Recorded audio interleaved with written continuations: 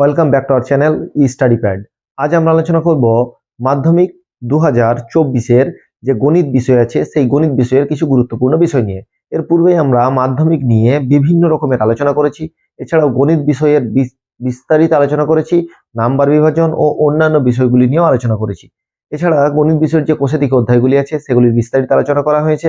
আজ আমরা আলোচনা করব মাধ্যমিক 2024-এ যাদের মনে হচ্ছে যে এখনো পর্যন্ত কিছু করিনি বা কোন কোন জায়গাগুলো কতটা করলে কতটা নাম্বার পেতে পারি, অর্থাৎ না পড়ে এখনো পর্যন্ত পড়ি নাই কিন্তু তবুও পাস করা যায়, কিভাবে পাস করা যায় সেগুলো আমাদেরকে জানতে হবে। প্রথমেই আমাদের যেটা জানতে হবে নাম্বারটা কোথায় কত আসে।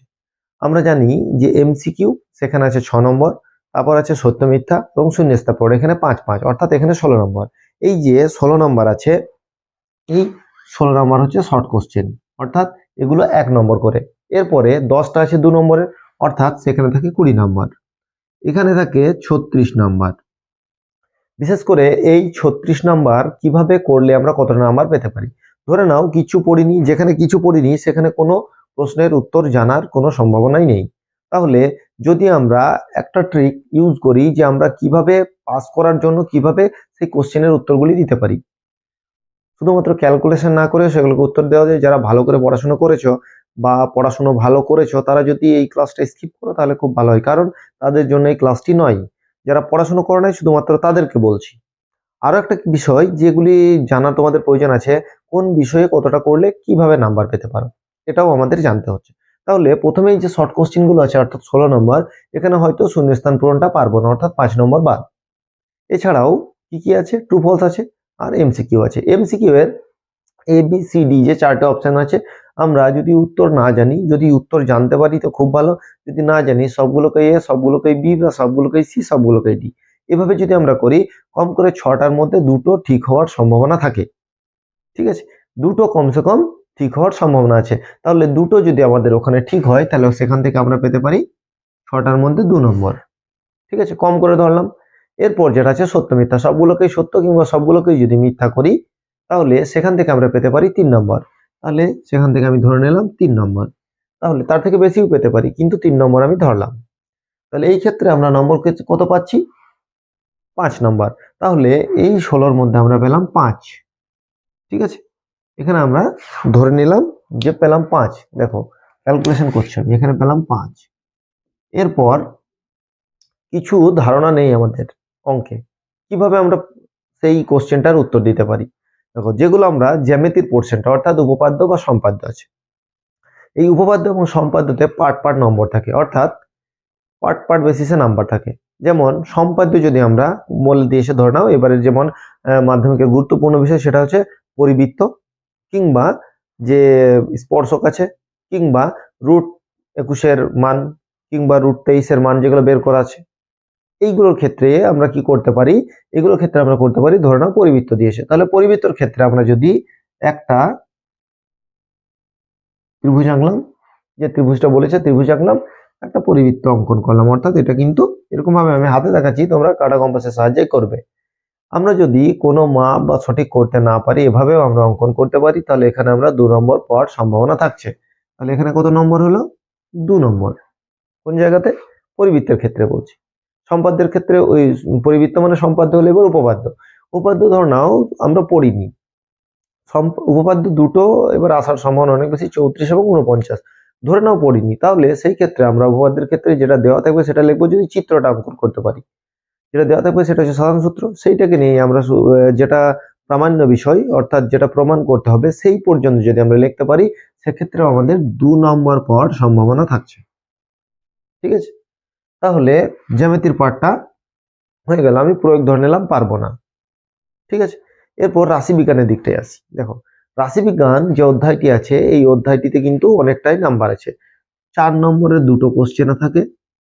ঠিক আছে, এই 8 নম্বর, এই 8 নম্বরকে যদি টার্গেট করা হয় তাহলে এখান থেকে আমরা যদি ওই ছকটা আঁকতে পারি, ছকটা করতে পারি, মানে শ্রেণী মধ্যমা, ঠিক আছে, এগুলো যদি লিখতে পারি বা পুরো ছকটা করে যে শ্রেণীটা দিয়েছে বা পরিসংখ্যাটা দিয়েছে, ভারযুক্ত পরিসংখ্যা, ক্রমযৌগিক পরিসংখ্যা, এগুলো যদি লিখতে পারি তাহলে সেক্ষেত্রেও আমার যদি ক্যালকুলেশন নাও করতে পারি সেক্ষেত্রেও পর্ষদের নিয়মে আমরা কিন্তু 2 নম্বর পেতে পারি। তাহলে সেখানে 2 2 আমাদের 4 নম্বর পাওয়ার সম্ভাবনা থাকছে। তাহলে এই গেল রাশিবিজ্ঞান এবং জ্যামিতি। এরপরে আরো যে অংশটি আছে অর্থাৎ মাধ্যমিকের, এখনো পাটিগণিত আছে, বীজগণিত আছে, পরিমিতি আছে, ত্রিকোণমিতি আছে। এই যে জায়গাগুলি আছে এই জায়গাগুলি থেকেও আমরা নাম্বার পেতে পারি। এবং নাম্বারগুলি আমরা কিভাবে পাবো? দেখো, এই নাম্বারগুলি পাওয়া কিন্তু খুবই সহজ, মানে খুবই সহজেই পাওয়া যায়। যদি আমরা পরিমিতির যে অঙ্কগুলি আছে যদি দেখি একটু, যে আয়তঘনের অঙ্কগুলি যেগুলো আছে সেগুলো যদি লিখি বা সেগুলো যদি করার চেষ্টা করি, হয়তো আমরা উত্তর মেলাতে পারলাম না যদি আয়তঘন থেকে একটা অঙ্ক করার চেষ্টা করি। ঠিক আছে, সেই ক্ষেত্রেও আমরা কিন্তু 2 থেকে 1 নম্বর পাওয়ার সম্ভাবনা আমাদের থাকবে। ঠিক আছে, 2 থেকে 1 নম্বর পাওয়ার আমার সম্ভাবনা থাকছে। তাহলে আমি এখানে কোনো অঙ্কই কিন্তু ঠিক করতে পারিনি।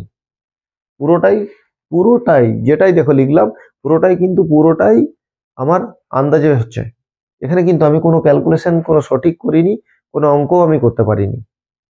সরল সুদ বা চক্রবৃদ্ধি সুদের থেকে যদি অঙ্ক পড়ে, তাহলে যেটা দেওয়া থাকবে, যেগুলো দেওয়া থাকবে সেগুলো তুমি বুঝতে পারবে কোনটা আসল দেওয়া আছে কোনটা সুদ দেওয়া আছে। সেগুলো যদি লেখো, ফর্মুলাটা যদি লেখো, PTR/100 এটা হচ্ছে সরল সুদের ক্ষেত্রে, বা যদি চক্রবৃদ্ধি সুদের ক্ষেত্রে করো তাহলে কি P × 1 + R/100^n। ঠিক আছে, যদি শুধু চক্রবৃদ্ধি সুদ বলে তাহলে -P, সময় চক্রবৃদ্ধি বলে পুরোটাই থেকে যাচ্ছে। তাহলে এই পর্যন্ত যদি আমি ক্যালকুলেশন না করতে পারি, এগুলোও লিখতে পারি, সেক্ষেত্রে আমার 2 নম্বর পাওয়ার সম্ভাবনা থেকেই যাচ্ছে। আর কোন জায়গাটা? হাইট এন্ড ডিস্টেন্স, উচ্চতা। ওখানে দেখো একটা সমকোণী ত্রিভুজ দিয়েই কিন্তু যে চিত্রগুলো থাকবে সেইগুলো দেওয়া থাকবে, কিন্তু সমকোণী ত্রিভুজের পুরোটাই ত্রিকোণমিতিটা সমকোণী ত্রিভুজের ক্ষেত্রে। তাহলে এখান থেকে যদি একটা অঙ্ক আমরা অ্যাটেম্প করি, তাহলে এখানেও অ্যাটেম্প করলে আমরা মোটামুটি, আমি সবগুলো থেকে ধরছি যে আমার 1 নম্বর করে আমি দুটোতে 2 নম্বর পেলাম। কোনোটাই আমি এখনো কিন্তু একটা উত্তর ঠিক করিনি। এখান থেকে যে পরপর আমি দেখছি, শুধুমাত্র বললাম আমি অ্যাটেম্প করছি, শুধু আমি লিখছি, শেষ করতে পারছি না, কোনোটার ক্যালকুলেশন করতে পারছি না। সেই ক্ষেত্রে নাম্বারগুলো কিন্তু প্রত্যেকটাতে বলছি। তাহলে এখানে নাম্বারটা কত হলো? 2, 4, 6, 10, 10 আর এখানে 4, 14, 14 আর এখানে 5। তাহলে এখানে হয়ে গেল আমার 19 নম্বর। 14 আর 5 19। তাহলে এই যে 19 নম্বর হলো, তাহলে আমরা যোগ করতে পারি এখানে 19, আর আমরা প্রজেক্টে ধরে নিলাম আমরা পেলাম 6 থেকে 7, 8ও দেবে স্কুলে, তাহলে 27 নম্বর। আমার পাস মার্ক কততে? 25-এ। পাস মার্ক হচ্ছে 25, পেলাম কত? 27। তাহলে কোনো কিছু দেখো আমি অঙ্ক করলাম না, কোনো অঙ্ক শিখিও নি, সেই ক্ষেত্রে আমার 25 জায়গাতে 27 পেয়ে যাচ্ছি। তাহলে পর্ষদের যে খাতা দেখার নিয়ম, বা যিনারা খাতা দেখেন, এইভাবে কিন্তু পাস করানোর জন্য রেডি থাকেন। মানে কিভাবে পাস করাবো, শুধুমাত্র তোমাদের সাদা খাতা জমা না দিলেই হবে। সাদা খাতা জমা দিলে কিন্তু নাম্বার দেওয়ার কোনো স্কোপ নেই। বা যদিও তোমরা 2 নম্বরের যে কোশ্চেনগুলি আছে এগুলো কিন্তু সংক্ষিপ্ত উত্তর, অর্থাৎ এগুলো হচ্ছে অতি সংক্ষিপ্ত, এগুলো হচ্ছে সংক্ষিপ্ত। এই যে 20 নম্বর আছে, এই 20 নম্বর যদি তোমরা শুধু উত্তর লেখো, শুধু উত্তরটা লিখলে, কোনো ক্যালকুলেশন কিচ্ছু করলে না, এই ক্ষেত্রে শুধুমাত্র সব সত্য লিখলে কিংবা সব অপশন করলে, এই ক্ষেত্রে আমি ধরলাম যে দুটো মিলে 5 নম্বর পাচ্ছ। আমি শূন্যস্থান ধরিনি, ধরে নিলাম, কারো কাছ থেকে কোনো হেল্পও পাচ্ছ না। ঠিক আছে, পরীক্ষার হলে তো কারোর কাছে হেল্প পাবো এই আশা নিয়ে যাওয়া সম্ভব নয়। তাহলে কিচ্ছু না পড়েও কিন্তু আমি যদি এই 2-1টা অঙ্কের যদি উত্তর যদি লিখতে পারি, শুধু উত্তর লিখলাম, কিন্তু 5টা উত্তর লিখলে 5 নম্বর পাবো। তাহলে পর্ষদের যে নিয়ম বা যেভাবে খাতা দেখে টিচাররা, তাতে কিন্তু আমাদের পাস করার সম্ভাবনাই বেশি। তাহলে এখনো যে 15-16 দিন আছে বা 13 দিন আছে, এই ক্ষেত্রে আমাদের যেটুকু আমরা দেখেছি বা যেটুকু জানি, যদি মনে হয় আমরা ক্যালকুলেশন পাচ্ছি না, ক্যালকুলেশনের দিকে যাব না, উত্তর মিলল না, না মিলুক, সবসময় মনে রাখবে খাতার যে অঙ্কটা তুমি করলে, তুমি তো ধরে নাও অঙ্ক জানো না, অঙ্ক সব পারো না, তাহলে যে অঙ্কটা করলে সেটা কিন্তু কেটে বাদ দেবে না। কেটে বাদ দেওয়ার কোনো একটা অঙ্ক ধরে নাও তুমি করতে করতে দেখলে যে আমার অঙ্কটা আর পারছি না, হয়তো এখানে 5 লাইন একটা সমাধান করতে গেলে 1.2 কষে দেখে 1.2 এর যে সমাধানগুলি আছে সেই সমাধানগুলি করতে গেলে, সমাধানগুলি লেখার পর 2-4 লাইন করার পর তুমি আর পারছো না। ঠিক আছে, সেই ক্ষেত্রে ওইটাকে কাটার একদম কাটবে না, খাতায় কোনো কাটাকাটি করবে না। যেহেতু তুমি অঙ্ক জানো না, যতটুকু পেরেছো ততটুকুতেই ছেড়ে রাখবে। যদি ছেড়ে রাখো তাহলে সেখানে দেখবে 1-2 নাম্বার পর সম্ভাবনা থাকছে। তাহলে 1-2 করেই কিন্তু তুমি এখানে দেখো 25 থেকে 27 নম্বর পেতে পারো, যেটা হচ্ছে পাস মার্ক। পাস মার্কের ক্ষেত্রে সবার একটা ভয় থাকে যে পাস মার্ক কিভাবে করবো, মানে যারা পড়াশোনা করেনি তাদেরকে, যারা এই 12-13 মাসে পড়াশোনা করেনি আর 13 দিনে 14 দিনে কি আর পড়াশোনা করবে, সেই চিন্তা ভাবনা করে লাভ নাই যে আমি এই 15 দিনে অনেক কিছু করে নিতে পারবো। যদি করতে পারো তো অবশ্যই ভালো, যদি করতে পারো তাহলে দেখো কত নম্বর পেতে পারো। যদি করতে পারো সম্পাদ্য আর উপপাদ্য, আমি বলছি সম্পাদ্য আর উপপাদ্য দেখো পরিবৃত্ত করে নাও, ঠিক আছে, স্পর্শক আর √28 √27 √21 যে মানগুলি আছে মধ্য সমানুপাত সেগুলি করে নাও। তাহলে সেই ক্ষেত্রে দেখবে একটা বিশেষ করে পরিবৃত্তটা করো, তাহলে একটা প্রয়োগ তোমার সম্পাদ্য পাওয়ার সম্ভাবনা আছে। তাহলে একটা সম্পাদ্য যদি পাও তাহলে সেখানে 5 নম্বর। দেখো যদি একটুকু পড়ো কি কি পেতে পারো। একটা উপপাদ্য 34 আর 49 দুটো উপপাদ্য করো, 33 এটাও করে নাও, তিনটে উপপাদ্যের মধ্যে একটা পড়ছে, তাহলে ভালোভাবে করতে পারলে এখানেও 5। এবার হচ্ছে গড়। গড় থেকে যদি সংখ্যা গুরুমান মধ্যমা এবং তিনটে গড় অর্থাৎ 5টা ফর্মুলা একটু ভালো করে দেখো। 5টা ফর্মুলা দেখলে আমি ধরলাম শর্টে নাম্বার পাবে না, ওখানে কিন্তু 8 নম্বর পাওয়ার সম্ভাবনা থাকে, ঠিক আছে। পরিমিতির ক্ষেত্রে যে কোণের যে চ্যাপ্টারটা আছে, কোণের চ্যাপ্টারতে অত কিন্তু গুরুত্বপূর্ণ কিছু ক্যালকুলেশন নেই, অত কিছু ভাবারও বিষয় নেই, একদম সহজ সরল অঙ্ক আছে, সেখান থেকে একটা 3 নম্বরের অঙ্ক পড়বে, ঠিক আছে। তাহলে কি কি বললাম, একটা হচ্ছে সম্পাদ্য, একটা উপপাদ্য, রাশিবিজ্ঞান, একটা হচ্ছে পরিমিতির অঙ্ক।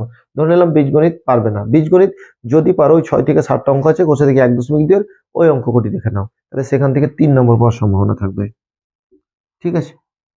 আমি আর কিছু কিন্তু ধরছি না, ঠিক আছে। এই কটা ভালো করে করলে, এখানে ভালো করলে কত হচ্ছে দেখো 18 18 আর এখানে 6, 18 আর 6 কত 24, এখানে 24 নম্বর শর্ট ছাড়াই, শর্ট ছাড়াই 24 নম্বর। আমি ধরে নিলাম এই 36 এর মধ্যে 10 পাবে, তাহলে হলো 34 আর এদিকে হচ্ছে তোমার 8, তাহলে 42। এখানে 42 নম্বর পাওয়া কোনো ব্যাপারই নয়, শুধুমাত্র কি বললাম একটা সম্পাদ্য দুটোর মধ্যে একটা পেয়ে যাচ্ছ, উপপাদ্য দুটো মুখস্থ করে একটা আশা করি পেয়ে যাবে, এখানে 4টে 5টা ফর্মুলা মুখস্থ করলে একটা পেয়ে যাচ্ছ, আর এখানে 1.2 এর একটা, আর হচ্ছে ত্রিকোণমিতির 20 নম্বর অধ্যায়। এই যদি অঙ্কগুলি দেখো বা যদি ভালো করে দেখার আরো ইচ্ছা থাকে যে কোনগুলি করবো, আমি দেখবে তোমাদের পাটিগণিত, বীজগণিত, জ্যামিতি, ত্রিকোণমিতি, পরিমিতি এবং রাশিবিজ্ঞান এই 6টি বিষয়ের পুরো নাম্বার বিভাজন সহ কোন কোন জায়গা থেকে কোন কোন অঙ্কগুলি 2023 সালে পড়েছে, কোনগুলি 24 সালে পড়ার সম্ভাবনা আছে, সেইগুলি আমি কিন্তু বিস্তারিত আলোচনা করছি। সেগুলি গিয়ে দেখো, যদি মনে হয় যে ভালো নম্বর 60% নাম্বার পাওয়ার চেষ্টা করো, এখনো কিন্তু পেতে পারো। শুধুমাত্র একটুকু মেনটেন করতে হবে যে কোন কোন অধ্যায়গুলি করলে কোন অধ্যায়ের সঙ্গে কোন অধ্যায় পড়তে পারে। তুমি দেখবে যে করণীর অঙ্কগুলি আছে, করণী আর ভেদ আছে, আমি ধরে নিলাম ভেদ যদি না পারো তাহলে করণীর জায়গাতে কোন অঙ্কগুলি আছে, একটা দেখবে ওই 4টে অঙ্ক আছে, দেখবে √18 এই যে মানগুলি আছে সেগুলো দিয়ে, আর একটা ওই এক্স এর মান দেওয়া থাকবে কিংবা এক্স ওয়াই এর মান দেওয়া থাকবে। এই ক্ষেত্রে দেখবে একটা বীজগণিতে যে ফর্মুলা x³ + 1/x³ এর মান বা x³ + y³ এর মান, এই মানগুলি কিন্তু বার করতে বলেছে। তাহলে মাধ্যমিকে অঙ্কে পাস করা এমন কিছু কঠিন ব্যাপার নয়, আবারও বলছি সহজেই পাস করতে পারবে, এবং পুরো উত্তর না দিয়েও, আংশিক উত্তর দিয়েও বা কোশ্চেনগুলি অ্যাটেম্প করেও তুমি কিন্তু পাস করার সম্ভাবনা থাকছে। তাই অঙ্কে বেশি ভয়, যারা এখনো পড়োনি আর ভয় করার কিছু নেই, কারণ তোমাদের হারানোর কিছু নেই। কিছু যখন পড়োনি তখন এইটুকু তো করতেই হবে, তাছাড়া তো পাস করা যাবে না। পুরোপুরি কারো ভরসায় কেউ আমাকে দেখাবে বা আমি সব দেখে টুকবো এরকম তো কোনো ব্যাপার নেই। যারা এখনো বলছি পড়োনি, এগুলি মেনটেন করো, দেখবে অবশ্যই তোমরা পাস করবে। যদি তোমাদের যারা এই ক্লাসটি দেখছো, যদি তোমাদের বন্ধুরা এরকম হয়ে থাকে হয়তো যে এখনো পড়েনি বা অঙ্কে কিভাবে পাস করবো চিন্তা করছে, তাহলে অবশ্যই এই ক্লাসটি তাদের মধ্যে শেয়ার করো। তারা দেখলে হয়তো তারা উপকৃত হবে এবং তারা হয়তো অঙ্কে পাসও করতে পারবে। বারবার বলছি, যদি কিছু না পড়ে থাকো এইভাবে পড়ো, যদি একটু পড়াশুনো করেছো তাহলে শুধুমাত্র এই অঙ্কগুলি অ্যাটেম্প করার চেষ্টা করো। আবারও বলছি, একটা সম্পাদ্য, একটা উপপাদ্য, এখানে রাশিবিজ্ঞানের 2টো অঙ্ক, আর এখানে ত্রিকোণমিতির একটা, বীজগণিতের একটা। এইগুলি যদি একটুকু বই থেকে যদি ফলো করো বা প্রয়োগগুলিকে ফলো করো, তাহলে নাম্বারটা কত হচ্ছে 42, মানে এটা 50-এর কাছেও চলে যেতে পারে। শুধুমাত্র একটুকু বুদ্ধি সহকারে পড়লে বা এই ক্লাসগুলিকে ফলো করো। 6টা বিষয়ের বিস্তারিত আলোচনা করেছি, সেখানেও তোমরা দেখবে বিস্তারিতভাবে কোন কোন জায়গা থেকে কিভাবে অঙ্কগুলি পড়ছে সেগুলি নিয়ে আলোচনা করেছি। এছাড়া মাধ্যমিকের কোশ্চেন কেমন হয়, কোন কোশ্চেন কিভাবে অ্যাটেম্প করব, খাতাগুলি কিভাবে সাজাবো, পরপর কিভাবে লিখবো। বারবার বলছি, কোনো অঙ্ক করার পর তোমরা কাটবে না। যারা অঙ্কে দুর্বল তাদের ক্ষেত্রে বলছি, যারা দেখলে যে অপশন 7-এর একটা আমি করলাম কিন্তু মনে হচ্ছে একটা ভুল, আমি 2-একটা ভালো করে পারবো, তাহলে অবশ্যই সে 2-একটা করবে। কিন্তু যদি মনে হয় যে আমি পারবো না, যদি মনে হয় আমি পারবো না, তাহলে ওই কোশ্চেনটা যেটুকু করেছো সেটুকুর মধ্যেই রাখবে। তাহলে তোমার 1 নাম্বার 2 নাম্বার পাওয়ার সম্ভাবনা থাকছে। বারবার বলছি, খাতায় বেশি কাটাকাটি করবে না, আর সবসময় চেষ্টা করবে এই ক্রম অনুযায়ী লেখার, অর্থাৎ পরপর একের কোশ্চেনগুলো, অর্থাৎ এমসিকিউ, শূন্যস্থান পূরণ, সত্য মিথ্যা, 1 2 3, তারপর 4 নম্বরে যে 2 নম্বরের কোশ্চেনগুলো আছে, তারপর এই চারটে কিন্তু ক্রম অনুযায়ী করলে, হ্যাপাজেডলি করবে না। হয়তো 2 এর অঙ্কটাকে করলে তারপর 1 এরটা করছো, তারপর 4 এরটা করলে, তারপর 3 এরটা, এরকম না। 1 2 3 4 এগুলো ক্রম অনুযায়ী করবে। এটিও আমরা বিস্তারিত আলোচনা করেছি। প্লেলিস্টের যে লিঙ্ক, অর্থাৎ যে এই আলোচনাগুলির লিঙ্ক তোমরা ডিসক্রিপশনে পাবে, চাইলে সেখান থেকে প্রত্যেকটা আলোচনা দেখো। আশা করি তোমরা উপকৃত হবে। আজ এই পর্যন্তই। পরবর্তী ক্লাস নিয়ে আমরা খুব শীঘ্র হাজির হব। ততক্ষণ পর্যন্ত সকলকেই ধন্যবাদ।